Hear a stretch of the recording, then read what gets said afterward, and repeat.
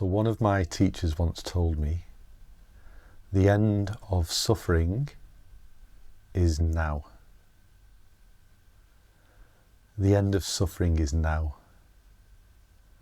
And I remember at the time, it felt quite profound when I heard it, but also it wasn't like, oh, that's it, I've got it. It was more like, what are you talking about? I'm suffering. I can, it feels like I'm suffering right now. And I just, it was difficult. I could sense the truth in it, but also I was lost. And what I was lost in was a chain, you could say, or a process of becoming a delusion that said that I was a separate character or an individual moving through time from something, like over there, called the past, towards something in front of me, called the future. And the only way I could operate in life was to become. I had to become something. So if I'm the one that suffers, I had to become the one that doesn't suffer. And the only way to become that is to do so in the future, is to move towards the future. But, hearing that, it resonated with me. The end of suffering is now. It made me question and feel into, well, what could that possibly mean?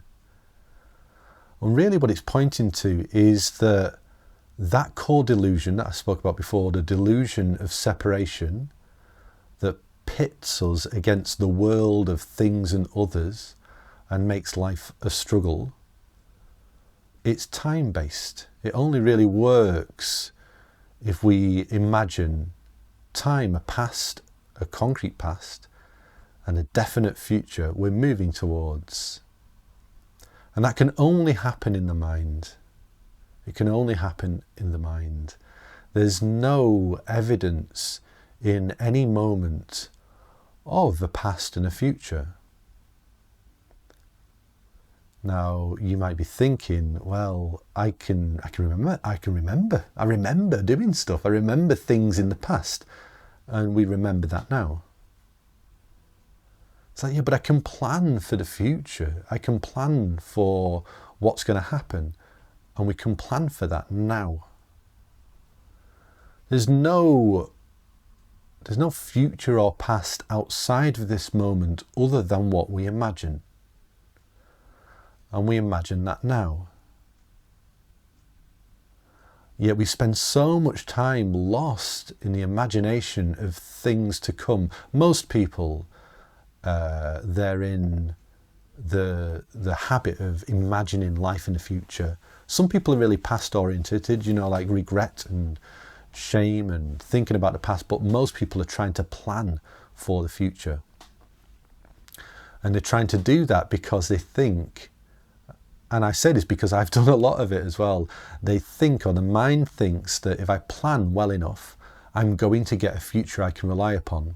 And in that imagined future, I'm going to be safe, I'm going to be free, I'm going to be happy. And it's natural, isn't it? That's a natural movement of mind to want to try and find safety and happiness. We all want safety. We all want to be happy. So let's plan for it.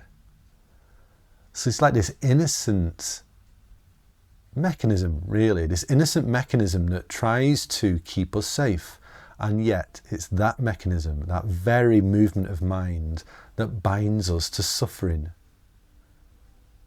And it's such it's quite funny, like in one regard, not funny, the suffering's not funny, but it's just like, what a kind of, I don't know, like a weird little quirk, that the very thing that's trying to keep us safe, this movement of mind, this imagination, this planning, is the very thing that is causing me to suffer, that gives me the sensation of suffering. And the reason that it gives me the sensation of suffering is because it takes me away from the reality of this life. And the reality of this life is here. It's now. It's this. Always this. Always here. Always now. So we can recognize this. We can recognize if we spend a lot of time in our minds, up in our heads, thinking about the future, trying to make it better, trying to plan for safety, for success, for happiness. And also, if we see that happening, if we catch ourselves and think, oh, there it is. There's that habit of mind trying to fix that which cannot be fixed. Try to know the unknown, really, like the future. It's, the future which doesn't really exist other than in the mind, but we don't know how life's going to unfold, but we're trying to know it now in thought, So if we recognize that happening, we can just gently bring awareness to it and recognize also, there's something in the moment that I'm trying to move away from. There's some feeling right now, some emotion, maybe a reaction, maybe it's just like a general life situation, right now that I'm trying to move away from because I don't feel safe, I don't feel content, and the habit of a lifetime to try and get some contentment is to project into the future, to imagine a future where this isn't happening. So just recognize that that's maybe what's at play, and invite yourself to feel this, to feel whatever it is, to recognize, okay, there's something here that's maybe difficult, and I'm trying to fix it in the future. What would it be like to just maybe turn that energy and that awareness to just this moment, and maybe ask myself a question: what do I need? What is trying to be communicated right here? How does this feel right now?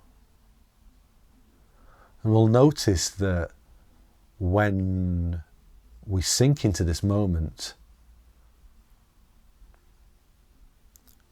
well, that suffering, thinking, planning, strategizing mind, it dissolves. It's not needed, because there's a deeper truth calling us, a truth that is felt through all the senses, totally embodied right here.